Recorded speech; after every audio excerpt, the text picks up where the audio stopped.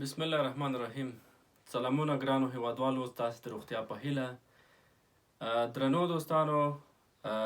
صافي اکاډمي متحد ټیم تاسو سره په لومړي ورځ ژمنه کړې وه چې موږ به تاسو ته د پښتو ژبې ترڅنګ نورې برخې هم وړاندې کوو. نو نن وار رسېدلی د تاریخ برخې ته چې یوه ډېره په زړه پورې او خوندوره موضوع ده. هیله ده چې خوند ترې واخلئ. موږ به انشاءالله په ډېر لنډ ډول ځینې مهم تاریخي مسایل له تاسو سره شریکو، بالخصوص د افغانستان معاصر تاریخ غواړم چې په ډېر لنډ ډول زه تاسو ته په ډېر دقت سره دا تشریح کړم. ګرانو دوستانو، دلته یو څو پوښتنې هم ما په تخته لیکلي دي چې تاریخ څه ته وایي او په څنګ کې د تاریخ زده کړه څه ګټه لري، ولې موږ تاریخ باید ولولو، او د دې ترڅنګ معاصر تاریخ چې زموږ اصلي موضوع ده،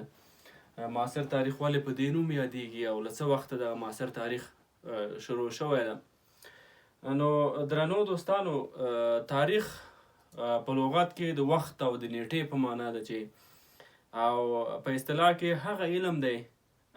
چې تیر واقعیتونه موږ ته په ټاکلي وخت او ځای سره راښیي. یعنې که چیرته موږ د تاریخ د علم یو تعریف وړاندې کوو، نو دې ټکي ته پام وکړئ چې په دې تعریف کې باید زموږ ستاسې درې عنصره ضرور نغښتي وي یا پکې موجود وي، چې موږ وایو چې مثلا یو تیر واقعیتونه، دوهم وخت او دریم ځای. یعنې تاریخ هغه علم دی چې موږ ته تیر واقعیتونه په ټاکلي وخت او ځای سره راښیي. که چیرته په دې کې وخت او ځای ذکر نشي، نو بیا دلته د تاریخ او د قصې ترمنځ فرق نه کیږي. یو شمېر خلک وایي چې تاریخ تیرې یا پخوانۍ قصې دي، نو دوی اشتباه شوي دي. نو درنو دوستانو، د قصې او د تاریخ ترمنځ یو ډېر غټ توپیر ده. قصې مختلف ډولونه لري، ځینې حقیقي وي، ځینې افسانوي وي، او په مختلف شکلونو د پند او عبرت په خاطر، د ویرې په خاطر، او همداراز د ساتیرۍ په موخه هغه ترسره کیږي. ولې تاریخ له هغې سره ډېر فرق لري. که چیرته تاسې له چا اورېدلی وي معمولا چې پخوانۍ کیسه یې درته کړې وي، نو معمولا په هغو کې ځای نه وي معلوم او وخت پکې نه وي مشخص، پخوا پکې یادېږي. خو تاریخ داسې نه ده. په تاریخ کې موږ وایو چې تیر واقعیت په ټاکلي وخت او ځای سره موږ ته ښیي. مثلا یو تاریخي پیښه باید د کومې ځانګړتیا لرونکې وي. د مثال په ډول زه تاسو ته یو مثال لیکم چې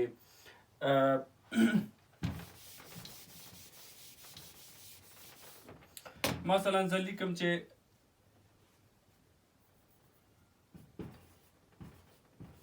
په 1829 کال انګلیسانو په افغانستان لومړنی تیری ترسره کړ. د انګلیسانو لومړنی تیری په افغانستان په 1829 کال ترسره شوی.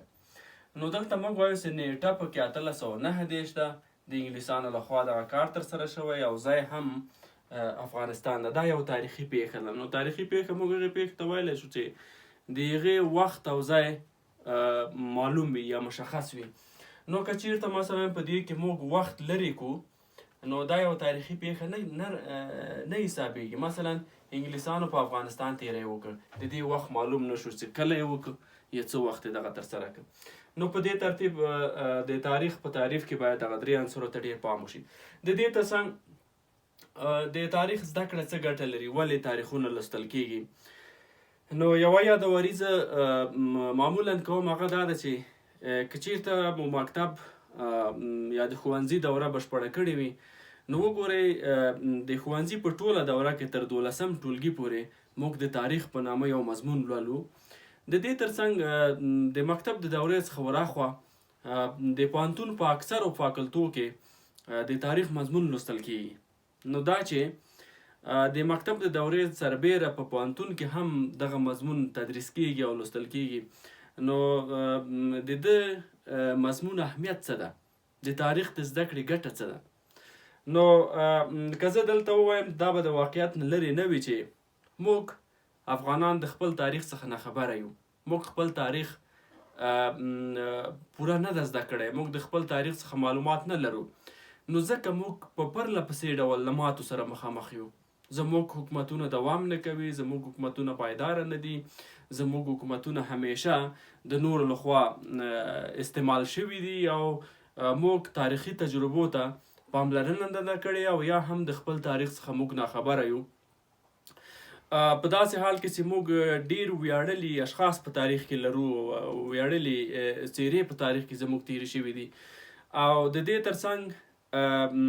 په تاریخ کې زه یو څو مثالونه دلته لیکم چې تاریخ ولې ضرور ده او تاریخ ولې باید دومره زیات ولوستل شي. تاریخ څه ګټې لري؟ د تاریخ زده کړه څه ګټه لري؟ نو د دې له جملې څخه زه یو دا درته لیکم چې تر ټولو مهمه تاریخ لوستنه ده چې په موږ تاسې کې یا په ځوانانو کې او په مجموع کې په زده کوونکو او محصلینو کې باعث د دې کېږي چې د وطن دوستۍ احساسات پکې د دوی په وجود کې راوپاروي. وطن دوستی یا هیواد پالنه، هیواد پالنې حس په موږ کې راژوندی کړي. که چېرته موږ له تاریخ څخه ناخبره او په تاریخ کې موږ معلومات ونه لرو نو ممکن زموږ دغه حس کمزوری اوسي. د دې ترڅنګ موږ ته دا راښیي چې تاریخچه له دغه هیواد سره خیانتونه کړي دي، څو خاینین دي او چا دغه هیواد ته کار کړی دی او خدمت یې کړی دی خو هغوی د دسیسو ښکار شوي دي، هغوی نه دي پرېښودل شوي. نو موږ دا یوازې په تاریخ کې معلومولی شو چې د هیواد یعنې که لنډ ولیکم چې په دې طریقه موږ اشخاص یا شخصیتونه پیژندلی شو چې ښه او بد اشخاص د موږ څوک دي. مثلا موږ یوازې په تاریخ کې دا لوستلی سو چې احمدشاه بابا څوک و، میرویس نیکه څوک و، امان الله خان څوک و. او د دې ترڅنګ موږ یوازې په تاریخ کې ویاړلي اشخاص پیدا کولی شو او پیژندلی شو. درېیمه شمېره موږ وایو چې د تاریخ لوستنه موږ د سیاست سره بلدوي او له دې لارې موږ له سیاست سره اشنا کیږو. د تاریخ له لارې یا د تاریخ د زده کړې له لارې موږ کولی شو چې مختلف ډولونه د حکومتونو وپېژنو، چې جمهوري حکومتونه، مثلا سلطنتي حکومتونه، فدرال حکومتونه او په همدې شکل مختلف ډولونه د حکومتونو موږ یوازې د تاریخ له لارې پیژندلی شو. تر ټولو مهمه مسله دا ده چې د تاریخ د مطالعې په اساس موږ کولی شو چې خپل دوست او دښمن وپېژنو. د تاریخ په اوږدو کې وګورئ چا د افغانستان سره څه ډول دوستیانې کړي دي. مثلا که وګورئ د انګلیس سره د موږ پخوانۍ اړیکې، د روسانو سره زموږ پخوانۍ اړیکې، یعنې په 19مه او 20مه پیړۍ کې چې کومو هیوادونو د افغانستان سره کومې لوبې کړي دي، یعنې اوس موږ هم ګورو چې په هغې ته ورته لوبې زموږ ستاسې د هیواد سره کیږي، زموږ د حکومتونو سره روانې دي او دا فلحال په همغه شکل روانې دي. نو همداراز موږ معلومولی شو چې کومو هیوادونو په څومره وخت کې څومره پرمختګ کړی دی او کوم هیوادونه دي چې هغوی وروسته پاتې دي. یا په بل ډول یې درته وایم د پرمختللو ټولنو تاریخونه موږ وګورو او د هغوی د پرمختګ لاملونه پیدا کړو. د دې ترڅنګ موږ هغه خپل منفي ټکي پیدا کړو چې ولې موږ ورځ تر بلې شاته روان یو او نوره نړۍ مخته روانه ده. نو په حقیقت کې موږ له خپل تاریخه نه یو خبر او د خپلو تیرو تجربو څخه موږ ګټه نه اخلو. یعنې د تاریخ د زده کړې نهایي هدف باید دا اوسي چې هر هغه څه چې د بشر ټولنې او هیواد په ګټه تمامیږي او مخکې تمام شوي دي هغه باید تعقیب شي، هغه باید پراختیا پیدا کړي او هر هغه څه چې د بشر ټولنې او هیواد په زیان تمام شوي، په زیان تمامیږي، نو هغه باید نه ترسره شي او نه هم هغه بل چاته اجازه ورکړی شي چې هغه ترسره کړي. یعنې د هغې څخه باید په مجموع کې مخنیوی او جلوګیري وشي. په دې ترتیب یعنې معمولا په تېرو وختونو کې دوه ډوله پیښې واقع شوي دي چې یو بشر او ټولنې ته په مثبت تمام شوي یو منفي تمام شوي یعنې د منفي قطع او نه ترسره کول او د مثبتو تعقیبول او هغه ترسره کول چې د بریالیو ټولنو بریالیو حکومتونو دغه ګامونه اخیستي او نن سبا د نړۍ واک د دوی په لاس کې ده او دوی د دنیا پرمختللي هیوادونه دي او هغه قومونه او هغه ملکونه چې د خپلو تیرو تاریخي تجربو څخه پند او عبرت نه ده اخیستی نو هغوی وروسته پاتې دي او لا پسې وروسته پاتې کیږي نو زه په ډاډ سره ویلی شم چې زموږ د ماتې او زموږ د وروسته والي او زموږ د بدبختیو یو اساسي لامل دا ده چې موږ خپل تاریخ ته مراجعه نه ده کړې زموږ ځوان د تاریخ نه دی خبر زموږ سیاستوال خپل تاریخ ته یا معلومات نه لري او یا هم مراجعه ورته نه کوي دوستانو دغه موضوع ډیره پراخه ده په دې ډیر نه تم کېږم راځم دې ته چې بل ما لیکلی چې معاصر تاریخ ولې په دې نوم یادیږي او څه وخت پیل شو څرنګه چې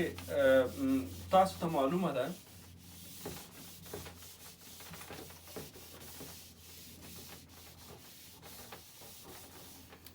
تاریخ پوهانو تاریخي دورې په څو برخو ویشلې دي چې د هغه له جملې څخه یو څو یې دلته لیکم چې لومړنۍ دورې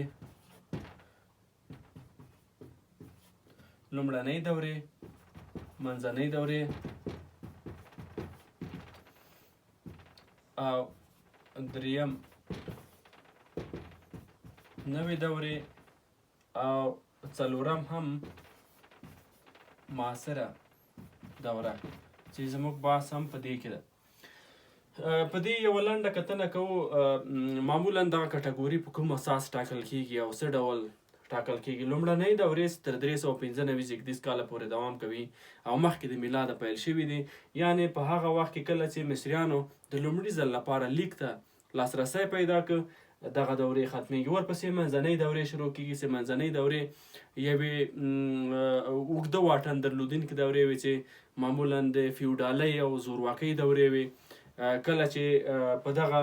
دوره کې زه یو بل ډیر مهم او اساسي بحث هم چمتو کوم چې د دغې دورې د خصوصیاتو په هکله او همداراز د صلیبي جګړو په رابطه ده چې په دغې دوره کې واقع شوي دي او د صلیبي جګړو د اثراتو په اساس د صلیبي جګړو د نتیجو یا د پایلو په اساس منځنۍ دورې تغییر پیدا کوي دا هغه دورې وې چې په ده کې به انسانان پلورل کېدل او خرڅول کېدل نو صلیبي جګړې وې یا د اسلام مبارک دین د بریالیتوبونو له امله نړۍ ته انسانیت خپور شو او نړۍ ته علوم خپاره شول نړۍ ته خلکو ته اخلاق او همداراز سوداګري طبابت او یو شمېر نور مسایل چې دا بیا د صلیبي جګړو په بحث کې زه تاسو ته وړاندې کوم چې صلیبي جګړې د چا ترمنځ وې د لاملونه یې څه وو چیرته څه وخت واقع شولې او د هغو جګړو څومره دوام وکړ او همداراز د دې جګړو اثرات په نړۍ باندې څه وو بالخصوص په اروپا باندې د دې جګړو اثرات څه وو منځنیو دورې پسې چې تقریبا د 15مې پیړۍ تر نیمایي پورې دوام وکړ له هغې څخه وروسته نوې دوره پیل شوه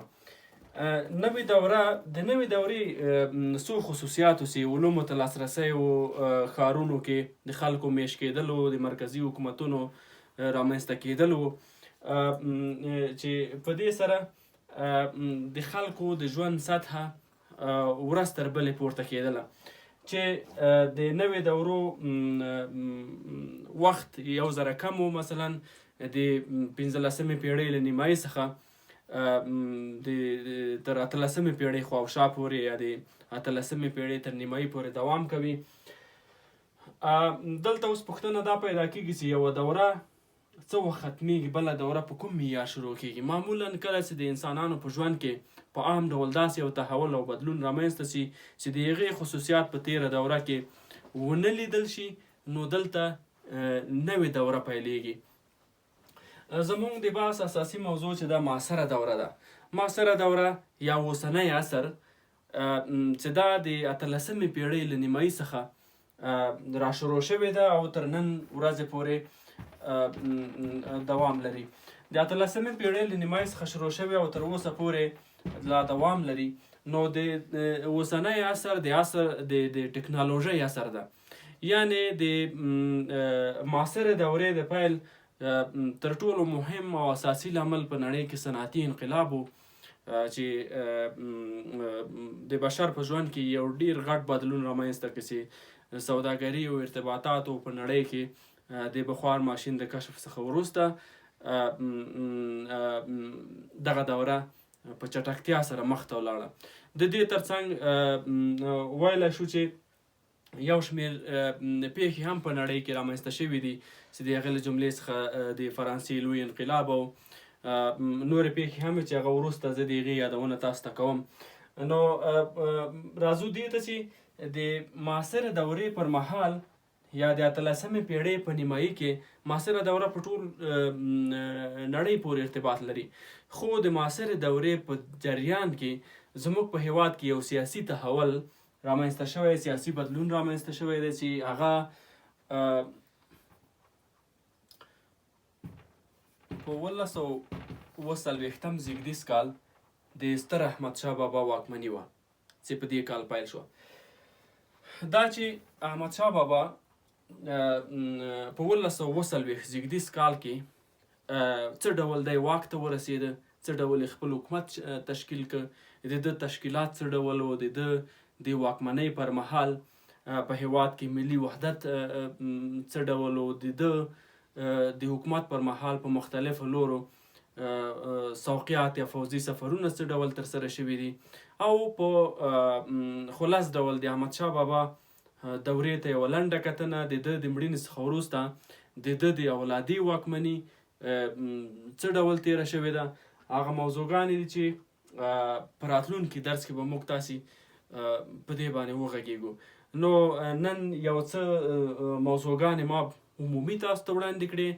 نو هیله ده چې له موږ سره پاتې شئ او زموږ چینل سبسکرایب کړئ او له دوستانو سره یې هم شریک کړئ.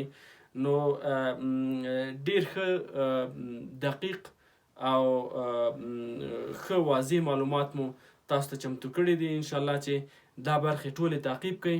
او د افغانستان معاصر تاریخ په ډیر دقیق زده کړئ. نو د تاریخ په اهمیت که څومره موږ وغږیږو اهمیت ډیر زیات ده. نو بالخصوص زموږ ډیری ځوانان په دې کې خاص معلومات نه لري. نو هیله ده چې دغه لړۍ له موږ سره وڅارئ او ډیر څه ترلاسه کړئ. تر بیا ښې چارې. For more updates, subscribe to our channel, click the show links and enjoy watching the videos.